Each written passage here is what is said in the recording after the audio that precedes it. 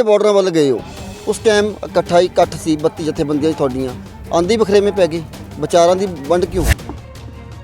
ਕਿਸੇ ਨੇ ਕਿਹਾ ਵੀ ਅਸੀਂ ਇਲੈਕਸ਼ਨ ਦੇ ਵਿੱਚ ਸਪੋਰਟ ਕਰਨੀ ਹੈ, ਦੂਜੇ ਨੇ ਕਹਿੰਦਾ ਨਹੀਂ ਅਸੀਂ ਜਾਣਾ ਨਹੀਂ, ਉੱਥੇ ਜਥੇਬੰਦੀ ਟੁੱਟਣਾ ਸੀ ਸੁਭਾਵਿਕ ਹੈ। ਡੱਲੇਵਾਲ ਸਾਹਿਬ ਕਹਿੰਦੇ ਮੁੱਖ ਮੰਤਰੀ ਬਣਨਾ ਕਿ ਡੱਲੇਵਾਲ ਸਾਹਿਬ ਦੇ ਮਨ 'ਚ ਹੋਏ ਕਿ ਮੈਂ ਮੁੱਖ ਮੰਤਰੀ ਬਣਨਾ ਸੀ, ਉਸ ਨੂੰ ਲੈ ਕੇ ਵਿਚਾਰ ਬਦਲਦੀ ਹੋਈ ਸੀ। ਸਾਡਾ ਬੜਾ ਕਲੀਅਰ ਕੱਟ ਫੈਸਲਾ ਹੈ ਕਿ ਅਸੀਂ ਚੋਣਾਂ 'ਚ ਜਾਣਾ ਹੀ ਨਹੀਂ। ਕਿਵੇਂ ਦੇਖਦੇ ਹੋ ਕਿ ਜਿਹੜਾ ਰਾਜੇਵਾਲ ਨੇ ਫੈਸਲਾ ਲਿਆ ਜਾਂ ਤੁਹਾਡੀ ਜਥੇਬੰਦੀ ਕਈਆਂ ਨੇ ਚੋਣ ਲੜਨ ਦਾ, ਉਹਦੇ ਵਿੱਚ ਕਿਵੇਂ ਦੇਖਦੇ ਹੋ ਕਿ ਜਿਹੜੇ ਕਿਸਾਨ ਸੀ ਦਿੱਲੀ ਦੇ ਬਾਰਡਰਾਂ ਜਾਂਦੇ ਨੇ, ਉਹਦੇ ਵਿੱਚ ਆਮ ਆਦਮੀ ਪਾਰਟੀ ਦੇ, ਅਕਾਲੀਆਂ ਦੇ ਵੀ, ਕਾਂਗਰਸ ਦੇ ਵੀ ਕਿਸਾਨ ਬਣ ਕੇ ਗਏ ਸੀ। ਇੱਥੇ ਲੱਗਦਾ ਡਰ ਲੱਗਦਾ ਡੱਲੇਵਾਲ ਸਾਹਿਬ ਨੂੰ ਕਿ ਇੱਥੇ ਜਿਹੜਾ ਇਕੱਠ ਘਟ ਜਾਏਗਾ। ਇੰਨਾ ਕੁ ਫਰਕ ਜ਼ਰੂਰ ਹੈ ਕਿ ਸਾਡੇ ਤੇ ਪੋਲੀਟੀਕਲ ਹੋਣ ਦਾ ਇਹਨਾਂ ਦੇ ਬਹਾਨੇ ਨਾਲ ਟੈਗ ਲੱਗੂਗਾ। ਤੇ ਕਾਨੂੰਨ ਤੁਸੀਂ ਰੱਦ ਕਰਾ ਕੇ ਆ ਗਏ, ਪ੍ਰਧਾਨ ਮੰਤਰੀ ਨੇ ਮਾਫੀ ਮੰਗ ਲਈ, ਹੁਣ ਪ੍ਰਧਾਨ ਮੰਤਰੀ ਦਾ ਦੌਰਾ ਪੰਜਾਬ ਦੇ ਵਿੱਚ, ਤੁਹਾਡਾ ਵਿਰੋਧ ਕਿਉਂ? ਲੋਕਾਂ ਚਰਚਾ ਛਿੜੀ ਹੋਈ ਹੈ, ਪਿੰਡਾਂ 'ਚ ਜਾਈਏ ਜਾਂ ਫਿਰ ਹੋਰ ਹਲਕਿਆਂ 'ਤੇ ਜਾਈਏ, ਉੱਥੇ 'ਚ ਗੱਲ ਇਹ ਚੱਲ ਰਹੀ ਹੈ, ਕਹਿੰਦੇ ਜਥੇਬੰਦੀਆਂ ਬੀਜੇਪੀ ਦੇ ਸਾਥ ਦੇਣ ਜਾ ਰਹੀਆਂ ਨੇ, ਕਹਿੰਦੇ ਤਾਰ ਕੇ ਚੋਣ ਲੜ ਰਹੀਆਂ ਨੇ, ਕਹਿੰਦੇ ਉਹਨਾਂ ਸਾਥ ਦੇਣਗੀਆਂ, ਇਹਨਾਂ ਦੀਆਂ ਵੋਟਾਂ ਕਹਿੰਦੇ ਕਾਂਗਰਸ ਜਿਹੜੀਆਂ ਹੋਰ ਪਾਰਟੀਆਂ ਅਕਾਲੀਆਂ ਦੇ ਨੇ, ਕਹਿੰਦਾ ਉਹਨਾਂ ਨੂੰ ਪੱਟਣਗੀਆਂ, ਬੀਜੇਪੀ ਨੂੰ ਬਹੁਤ ਵੱਡਾ ਲਾਭ ਮਿਲੇਗਾ। ਆਰਐਸਐਸ ਨਾਲ ਵੀ ਕਈ ਆਗੂਆਂ ਸੰਬੰਧ ਦੱਸਿਆ, ਤੁਹਾਡੇ ਤੇ ਵੀ ਰਾਜੇਵਾਲ ਨੇ ਦੋਸ਼ ਲਾਤੇ। ਇੱਕ ਵੀਡੀਓ ਦੇ ਵਿੱਚ ਰਾਜੇਵਾਲ ਸਾਹਿਬ ਆਪ ਖੁਦ ਕਹਿ ਰਹੇ ਨੇ ਕਿ ਮੈਨੂੰ ਬੀਜੇਪੀ ਵਾਲੇ ਮੇਰੇ ਨਾਲ ਸਲਾਹ ਮਸ਼ਵਰਾ ਕਰਨ ਆਉਂਦੇ ਆ, ਕਦੇ ਕਦੇ ਆਰਐਸਐਸ ਵਾਲੇ ਵੀ ਮੇਰੇ ਨਾਲ ਸਲਾਹ ਮਸ਼ਵਰਾ ਕਰਨ ਆਉਂਦੇ ਆ, ਕਦੇ ਕਦੇ ਮੈਨੂੰ ਦਿੱਲੀ ਵੀ ਲੈ ਜਾਂਦੇ ਆ। ਉਹਨਾਂ ਨੂੰ ਲੈ ਕੇ ਤਿੱਕੜੀ ਬਣ ਗਈ ਹੈ ਤੁਹਾਡੀ, ਡੱਲੇਵਾਲ ਸਾਹਿਬ ਦੀ ਲੱਗ ਹੋ ਗਈ, ਕਹਿੰਦਾ ਅਸੀਂ ਚੋਣਾਂ ਨਹੀਂ ਲੜਨੀਆਂ। ਰਾਜੇਵਾਲ ਸਾਹਿਬ ਕਹਿੰਦੇ ਮੈਂ ਮੁੱਖ ਮੰਤਰੀ ਬਣਨਾ ਹੈ, ਉਧਰ ਚੜੂਨੀ ਜੀ ਕਹਿੰਦੇ ਮੈਂ ਮੁੱਖ ਮੰਤਰੀ ਬਣਨਾ ਹੈ। ਕਿਵੇਂ ਦੇਖਦੇ ਹੋ ਕਿ ਕੁਰਸੀ ਦੇ ਪਿੱਛੇ ਲੜਾਈ ਚੱਲ ਰਹੀ ਹੈ? ਫਿਰ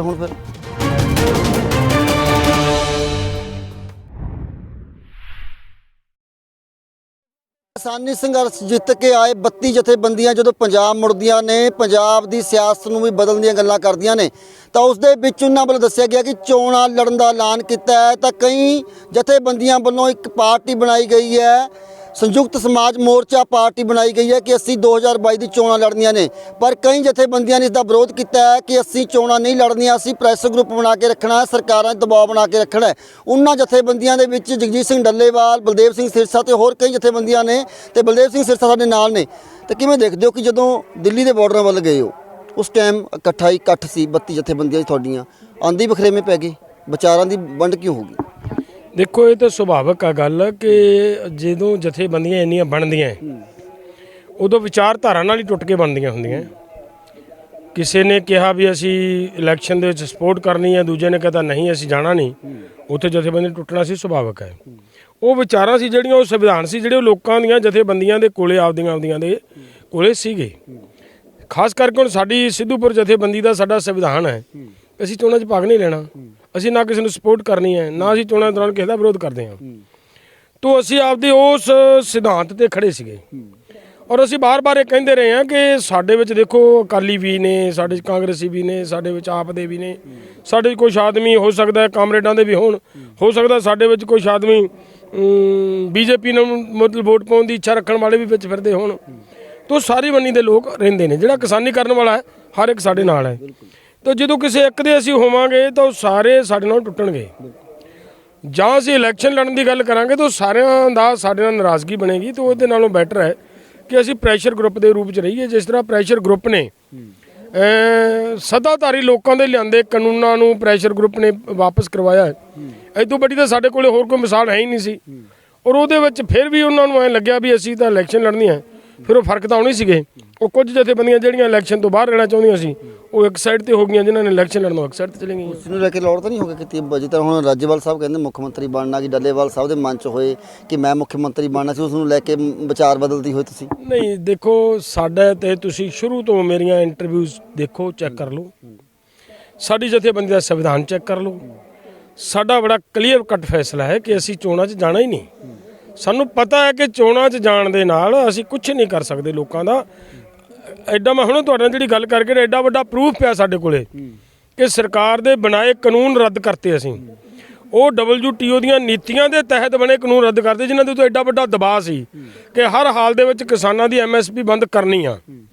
ਇੰਨਾ ਦਬਾਅ ਹੋਣ ਦੇ ਬਾਵਜੂਦ ਅਸੀਂ ਕਾਨੂੰਨ ਲਾਗੂ ਨਹੀਂ ਹੋਣ ਦਿੱਤੇ। ਤਾਂ ਇਹ ਪ੍ਰੈਸ਼ਰ ਗਰੁੱਪ ਦੀ ਹੀ ਦੇਣ ਹੈ ਤੇ ਸਾਨੂੰ ਪ੍ਰੈਸ਼ਰ ਗਰੁੱਪ ਹੀ ਬਣਾ ਕੇ ਰੱਖਣਾ ਚਾਹੀਦਾ। ਸਾਡੀ ਇਹ ਵਿਚਾਰਧਾਰਾ ਪੱਕੀ ਹੈ ਔਰ ਅਸੀਂ ਇਹਦੇ 'ਤੇ ਅੱਜ ਵੀ ਖੜੇ ਹਾਂ, ਅਸੀਂ ਕੱਲ੍ਹ ਵੀ ਖੜਾਂਗੇ, ਹੁਣ ਤੇ ਪਿੱਛੇ ਵੀ ਖੜਦੇ ਰਹੇ ਹਾਂ।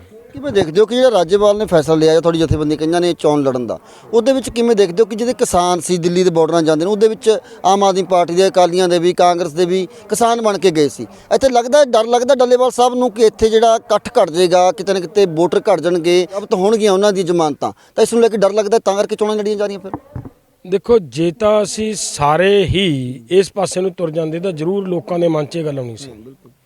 ਲੇਕਿਨ ਜਿਹੜੀ ਅੱਜ ਗੱਲ ਹੈ ਕਿ ਇੱਕ ਬਹੁਤ ਸਾਰੀਆਂ ਜਥੇਬੰਦੀਆਂ, ਇੱਕ ਤਿਹਾਈ ਹਿੱਸਾ ਉਹ ਖੜੀਆਂ ਨੇ, ਇੱਕ ਤਿਹਾਈ ਤੋਂ ਵੀ ਹੁਣ ਤਾਂ ਅੱਧ ਦੇ ਬਰਾਬਰ ਹੁੰਦੀਆਂ ਜਾਂਦੀਆਂ। ਰੋਜ਼ ਕੋਈ ਨਾ ਕੋਈ ਜਥੇਬੰਦੀ ਮਤਲਬ ਉਧਰੋਂ ਪੱਲਾ ਝਾੜਦੀ ਜਾ ਰਹੀ ਹੈ। ਬੂਟਾ ਸਿੰਘ ਬੁਰਜਗਿੱਲ ਹੋਰਾਂ ਨੇ ਪੱਲਾ ਝਾੜ ਲਿਆ। ਕੱਲ ਦੀ ਮੈਂ ਖਬਰ ਸੁਣ ਰਿਹਾ ਸੀਗਾ, ਕਾਦੀਆਂ ਸਾਹਿਬ ਦੀ ਜਥੇਬੰਦੀ ਨੇ ਵੀ ਇਹ ਕਹਿਤਾ ਕਿ ਵੀ ਜਿਹਨੇ ਇਲੈਕਸ਼ਨ ਲੜਨੀ ਉਹ ਅਸਤੀਫਾ ਦੇ ਕੇ ਜਾਵੇ। ਪਿੱਛੇ ਮਨਜੀਤ ਰਾਏ ਹੋਰਾਂ ਦੀ ਜਥੇਬੰਦੀ ਹੈ, ਉਹਨਾਂ ਨੇ ਵੀ ਫੈਸਲਾ ਕਰ ਲਿਆ ਆਪਦੀ ਮੀਟਿੰਗ ਦੇ ਵਿੱਚ ਕਿ ਅਸੀਂ ਚੋਣਾਂ ਨਹੀਂ ਲੜਨੀਆਂ। ਤਾਂ ਇਹਦਾ ਮਤਲਬ ਹੌਲੀ ਹੌਲੀ ਜਥੇਬੰਦੀਆਂ ਚੋਣ ਲੜਨ ਵਾਲੇ ਪਾਸੋਂ ਪਿੱਛੇ ਹਟ ਰਹੀਆਂ ਨੇ। ਤੋ ਹੁਣ ਤਾਂ ਅੱਧ ਦੇ ਕਹਿਣ ਤੋਂ ਬਾਬਾ ਦੇ ਨੇੜੇ ਪਹੁੰਚੇ ਖੜੇ। ਪਰ ਮੈਂ ਸੋਚਦਾ ਕਿ ਅੱਧ ਹੋਵੇ ਚਾਹੇ ਬਹੁਤੇ ਹੋਣ, ਅੰਦੋਲਨ ਲੜਨ ਵਾਲੇ ਲੋਕ ਜੇ ਅੰਦੋਲਨ ਲੜਨਗੇ ਤਾਂ ਮੈਨੂੰ ਨਹੀਂ ਲੱਗਦਾਗਾ ਕਿ ਪੰਜਾਬ ਦੇ ਲੋਕ ਪਿੱਛੇ ਹਟਣਗੇ। ਲੋਕ ਫਿਰ ਵੀ ਮੈਦਾਨ 'ਚ ਉਤਰਨਗੇ। ਹਾਂ, ਇੰਨਾ ਕੁ ਫਰਕ ਜ਼ਰੂਰ ਆ ਕਿ ਸਾਡੇ ਤੇ ਪੋਲੀਟੀਕਲ ਹੋਣ ਦਾ ਇਹਨਾਂ ਦੇ ਬਹਾਨੇ ਨਾਲ ਟੈਗ ਲੱਗੂਗਾ, ਉਹ ਸਾਨੂੰ ਕਿਤੇ ਨਾ ਕਿਤੇ ਵਿਚਾਰਨਾ ਪਏਗਾ। ਆਉਣ ਵਾਲੀਆਂ ਮੀਟਿੰਗਾਂ ਦੇ ਵਿੱਚ ਵਿਚਾਰ ਚਰਚਾ ਕਰਾਂਗੇ ਕਿ ਇਸ ਟੈਗ ਨੂੰ, ਇਹ ਜਿਹੜਾ ਸਾਡੇ ਤੇ ਧੱਬਾ ਲੱਗਦਾ ਹੈ, ਇਹਨੂੰ ਅਸੀਂ ਕਿਵੇਂ ਮਤਲਬ ਧੋਣਾ, ਕਿਵੇਂ ਲਾਂਭੇ ਕਰਨਾ ਹੈ, ਉਹਦੀ ਵਿਉਂਤਬੰਦੀ ਬਣਾਵਾਂਗੇ। ਖੇਤੀ ਕਾਨੂੰਨ ਤੁਸੀਂ ਰੱਦ ਕਰਾ ਕੇ ਆ ਗਏ, ਪ੍ਰਧਾਨ ਮੰਤਰੀ ਨੇ ਮਾਫੀ ਮੰਗ ਲਈ, ਹੁਣ ਪ੍ਰਧਾਨ ਮੰਤਰੀ ਦਾ ਦੌਰਾ ਪੰਜਾਬ ਦੇ ਵਿੱਚ, ਤੁਹਾਡਾ ਵਿਰੋਧ ਕਿਉਂ ਫਿਰ? ਦੇਖੋ, ਸਾਡਾ ਵਿਰੋਧ ਇਸ ਗੱਲ ਦਾ ਨਹੀਂ ਹੈ ਕਿ ਪ੍ਰਧਾਨ ਮੰਤਰੀ ਨੇ ਜਿਹੜੀ ਸਾਡੇ ਨਾਲ SIT ਬਣਾਤੀ ਲਖੀਮਪੁਰ ਵਾਲੇ ਮੈਟਰ ਦੇ ਉੱਤੇ, SIT ਦੀ ਰਿਪੋਰਟ ਆ ਗਈ। ਅਗਰ ਪ੍ਰਧਾਨ ਮੰਤਰੀ ਇਮਾਨਦਾਰੀ ਨਾਲ ਕੰਮ ਕਰਦੇ ਤਾਂ ਉਹਨਾਂ ਨੂੰ SIT ਦੀ ਰਿਪੋਰਟ ਆਉਂਦਿਆਂ ਸਾਰੀ ਅਜੇ ਮਿਸ਼ਰਾ ਟੈਣੀ ਨੂੰ ਬਰਖਾਸਤ ਕਰ ਦੇਣਾ ਚਾਹੀਦਾ ਸੀ। ਔਰ ਉਹਨੂੰ ਹਜੇ ਵੀ ਮਤਲਬ ਆਪਦੀ ਸੱਤਾ ਦੇ ਵਿੱਚ ਉਵੇਂ ਸੰਭਾਲੀ ਬੈਠੇ ਨੇ, ਉਵੇਂ ਉਹਨੂੰ ਕੁਰਸੀ ਦੇ ਉੱਤੇ ਬਿਠਾਈ ਬੈਠੇ ਨੇ। ਤਾਂ ਇਹ ਸਾਡੀ ਲੋੜ ਆ। ਸਾਡੇ ਉੱਥੋਂ ਦੇ ਲੋਕਾਂ ਦੀ ਦੇ ਉੱਤੇ ਪਿਆ ਹੋਇਆ ਦਬਾਅ, ਉਹਨਾਂ ਦੀ ਦਹਿਸ਼ਤ, ਅਗਰ ਅਸੀਂ ਉਹਨਾਂ ਦੀ ਖਾਤਰ ਆਵਾਜ਼ ਨਹੀਂ ਉਠਾਵਾਂਗੇ ਤਾਂ ਉਹ ਵਿਚਾਰੇ ਲੋਕ ਮਤਲਬ ਦੱਬੇ ਜਾਣਗੇ, ਕੁਚਲੇ ਜਾਣਗੇ। ਨਾਲ ਅਗਲੀ ਗੱਲ ਹੈ ਕਿ MSP ਦੇ ਉੱਤੇ ਹਜੇ ਤੱਕ ਸਰਕਾਰ ਨੇ ਕੋਈ ਕੰਮ ਨਹੀਂ ਕੀਤਾ। ਹਜੇ ਕਮੇਟੀ ਬਣਾਉਣ ਵਾਲੇ ਪਾਸੇ ਤੁਰੀ ਨਹੀਂ ਸਰਕਾਰ। ਤਾਂ ਸਰਕਾਰ ਨੂੰ ਇੱਕ ਇਸ ਤਰੀਕੇ ਦੇ ਨਾਲ ਯਾਦ ਦਿਵਾਉਣਾ ਕਿ ਭਾਈ ਅਸੀਂ ਹਜੇ ਸੌ ਨਹੀਂ ਗਏ। ਕੀ ਹੋ ਗਿਆ, ਇਲੈਕਸ਼ਨਾਂ 'ਚ ਕੁਛ ਲੋਕ ਚਲੇ ਗਏ ਆ, ਇਹ ਨਾ ਸੋਚ ਲੈਣ ਕਿ ਪੰਜਾਬ ਸਾਰਾ ਇਲੈਕਸ਼ਨਾਂ 'ਚ ਚਲਿਆ ਗਿਆ। ਉਹਨਾਂ ਨੂੰ ਦੱਸਣਾ ਹੈ ਕਿ ਅਸੀਂ ਇਲੈਕਸ਼ਨ ਦੇ ਵਿੱਚ ਨਹੀਂ ਆ, ਅਸੀਂ ਹਜੇ ਮਤਲਬ ਮੈਦਾਨ 'ਚ ਆ ਤੇ ਉਹਦਾ ਵਿਰੋਧ ਕਰਾਂਗੇ। ਲੋਕਾਂ ਚਰਚਾ ਛਿੜੀ ਹੋਈ ਹੈ, ਪਿੰਡਾਂ 'ਚ ਜਾਈਏ ਜਾਂ ਫਿਰ ਹੋਰ ਹਲਕਿਆਂ 'ਚ ਜਾਈਏ, ਉੱਥੇ 'ਚ ਗੱਲ ਇਹ ਚੱਲ ਰਹੀ ਹੈ, ਕਹਿੰਦੇ ਜਥੇਬੰਦੀਆਂ BJP ਦੇ ਸਾਥ ਦੇਣ ਜਾ ਰਹੀਆਂ ਨੇ, ਕਹਿੰਦੇ ਤਾਂ ਕਿ ਚੋਣ ਲੜ ਰਹੀਆਂ ਨੇ, ਕਹਿੰਦੇ ਉਹਨਾਂ ਸਾਥ ਦੇਣਗੀਆਂ, ਇਹਨਾਂ ਦੀਆਂ ਵੋਟਾਂ ਕਹਿੰਦੇ ਕਾਂਗਰਸ ਜਿਹੜੀਆਂ ਹੋਰ ਪਾਰਟੀਆਂ ਅਕਾਲੀਆਂ ਦੇ ਨੇ, ਕਹਿੰਦਾ ਉਹਨਾਂ ਨੂੰ ਪੱਟਣਗੀਆਂ, BJP ਨੂੰ ਬਹੁਤ ਵੱਡਾ ਲਾਭ ਮਿਲੇਗਾ। RSS ਨਾਲ ਵੀ ਕਈ ਆਗੂਆਂ ਸੰਬੰਧ ਦੱਸਿਆ, ਤੁਹਾਡੇ ਤੇ ਵੀ ਰਾਜੇਵਾਲ ਨੇ ਦੋਸ਼ ਲਾਤੇ। ਦੇਖੋ, ਗੱਲ ਇਹ ਹੈ, ਦੋਸ਼ ਲਾ ਦੇਣਾ ਤਾਂ ਬੜਾ ਸੌਖਾ ਹੁੰਦਾ, ਦੋਸ਼ ਸਿੱਧ ਕਰਨਾ ਬੜਾ ਔਖਾ ਹੁੰਦਾ। ਹੁਣ ਸਗੋਂ ਜ਼ਿੰਮੇਵਾਰੀ ਬਣ ਗਈ ਰਾਜੇਵਾਲ ਸਾਹਿਬ ਦੀ ਕਿ ਇਹ ਸਿੱਧ ਕਰਨ ਕਿ ਕੌਣ RSS ਮੇਰੇ ਕੀ ਸੰਬੰਧ ਨੇ। ਸੈਕੰਡ ਗੱਲ ਹੈ ਕਿ ਉਸ ਤੋਂ ਬਾਅਦ ਹੁਣ ਮੈਨੂੰ ਨਹੀਂ ਪਤਾ ਕਿ ਉਹ ਮੁੰਡਿਆਂ ਨੇ ਕਿਹਨੇ ਚੱਕ ਕੇ ਵੀਡੀਓ ਪਾਈ ਹੈ। ਇੱਕ ਵੀਡੀਓ ਦੇ ਵਿੱਚ ਰਾਜੇਵਾਲ ਸਾਹਿਬ ਆਪ ਖੁਦ ਕਹਿ ਰਹੇ ਨੇ ਕਿ ਮੈਨੂੰ BJP ਵਾਲੇ ਮੇਰੇ ਨਾਲ ਸਲਾਹ ਮਸ਼ਵਰਾ ਕਰਨ ਆਉਂਦੇ ਆ, ਕਦੇ ਕਦੇ RSS ਵਾਲੇ ਵੀ ਮੇਰੇ ਨਾਲ ਸਲਾਹ ਮਸ਼ਵਰਾ ਕਰਨ ਆਉਂਦੇ ਆ, ਕਦੇ ਕਦੇ ਮੈਨੂੰ ਦਿੱਲੀ ਵੀ ਲੈ ਜਾਂਦੇ ਆ। ਤਾਂ ਤੁਸੀਂ ਅੰਦਾਜ਼ਾ ਲਾਓ, ਜਿਹੜਾ ਬੰਦਾ RSS ਨਾਲ ਸਲਾਹਾਂ ਕਰਦਾ ਹੈ, ਮਸ਼ਵਰੇ ਕਰਦਾ ਹੈ, ਬੈਠ ਕੇ ਉਹਨਾਂ ਨਾਲ ਮਤਲਬ ਮੀਟਿੰਗਾਂ ਕਰਦਾ ਹੈ, ਉਹ RSS ਹੋਊਗਾ ਕਿ ਮਤਲਬ ਜਿਹੜਾ ਬੰਦਾ ਅੱਜ ਮੈਂ ਵਾਰਨਿੰਗ ਦੇ ਰਿਹਾ। ਹੁਣ ਸਰਕਾਰ ਨਾਲ ਟਾਈ ਪਈ ਸਾਡੀ, ਮੈਂ ਉੱਥੇ ਅੜਿਆ ਇਸ ਗੱਲ ਦੇ ਉੱਤੇ ਕਿ ਤਿੰਨੇ ਕਾਨੂੰਨ ਰੱਦ ਕਰਾਏ ਬਿਨਾਂ ਅਸੀਂ ਨਹੀਂ ਉੱਠਣਾ। ਤੋ ਜਿਹੜਾ ਸਾਡਾ ਚਿੱਠੀ ਦਾ ਰੌਲਾ ਉਹ ਵੀ ਪਿਆ। ਤੋ ਇਹਦੇ 'ਚ ਲੋਕਾਂ ਨੂੰ ਆਪਣੇ ਆਪ ਮਤਲਬ ਸ਼ੀਸ਼ਾ ਸਾਹਮਣੇ ਆਉਂਦਾ ਹੈ, ਆ ਜਾਣਾ ਕਿ ਕੌਣ RSS ਕੌਣ ਨਹੀਂ ਹੈ।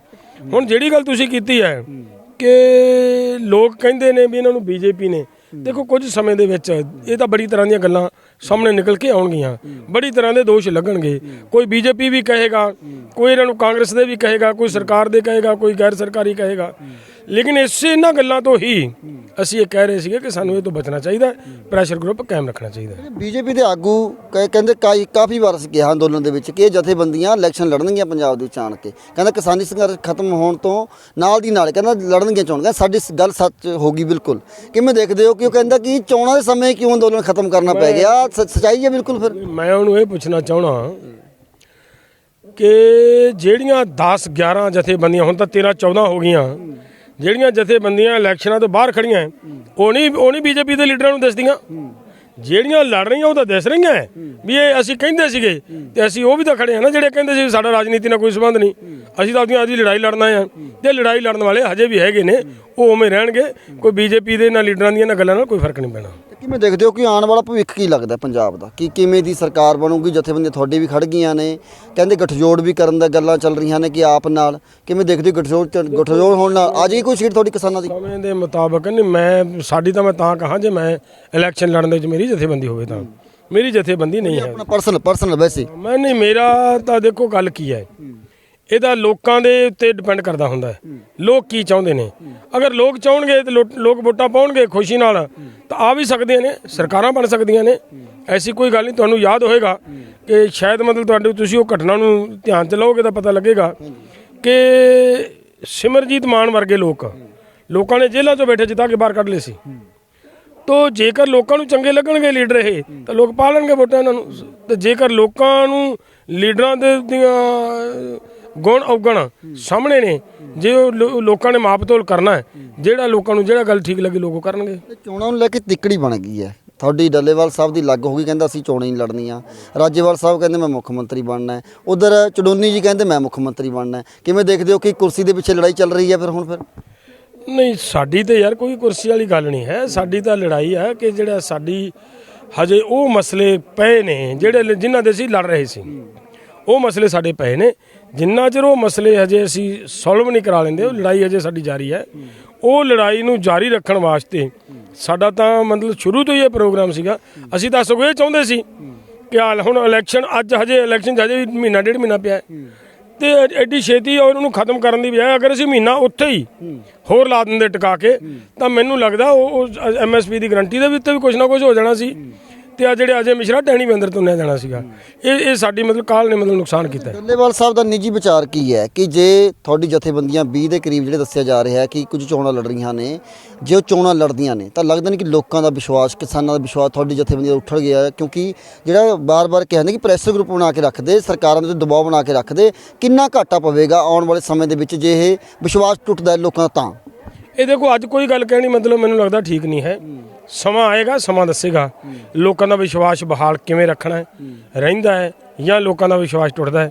ਇਹਦਾ ਸਮੇਂ ਤੇ ਪਤਾ ਲੱਗੇਗਾ। ਵਿਰੋਧ ਕਿਵੇਂ ਕਰ ਰਹੇ ਹੋ ਮੋਦੀ ਜੀ ਦਾ ਆਉਣ ਵਾਲੇ ਪੰਜਾਬ ਦਾ? ਵਿਰੋਧ ਸਾਡਾ ਬੜਾ ਸਪਸ਼ਟ ਹੈ ਕਿ ਅਸੀਂ 2 ਤਰੀਕ ਕੱਲ ਨੂੰ ਹੈ। ਅੱਜ ਮੈਂ ਕਾਲ ਨਾਲ ਚੱਲਿਆ ਵੀ ਇਸੇ ਕਰਕੇ ਆ ਕਿ ਸਾਡੀ ਮੀਟਿੰਗ ਹੋਣੀ ਹੈ ਇਧਰਲੇ 5-6 ਜ਼ਿਲ੍ਹਿਆਂ ਦੀ, ਉਧਰ ਸਾਡੀ ਜ਼ਿਲ੍ਹਿਆਂ ਦੀ ਮੀਟਿੰਗ ਚੱਲ ਰਹੀ ਹੈ। ਸਾਡੇ ਦਾ ਮਤਲਬ ਮਾਲਵਾ ਦੀ ਜਿਹੜੀ ਪੱਛਮੀ ਖੇਤਰ ਦੀ। ਕਿੰਨੀ ਜਥੇਬੰਦੀਆਂ ਕਰ ਰਹੀਆਂ ਵਿਰੋਧ ਸਾਡੀਆਂ ਹੈਗੀਆਂ 10-11 ਜਥੇਬੰਦੀਆਂ ਜਿਹੜੀਆਂ ਵਿਰੋਧ ਕਰ ਰਹੀਆਂ।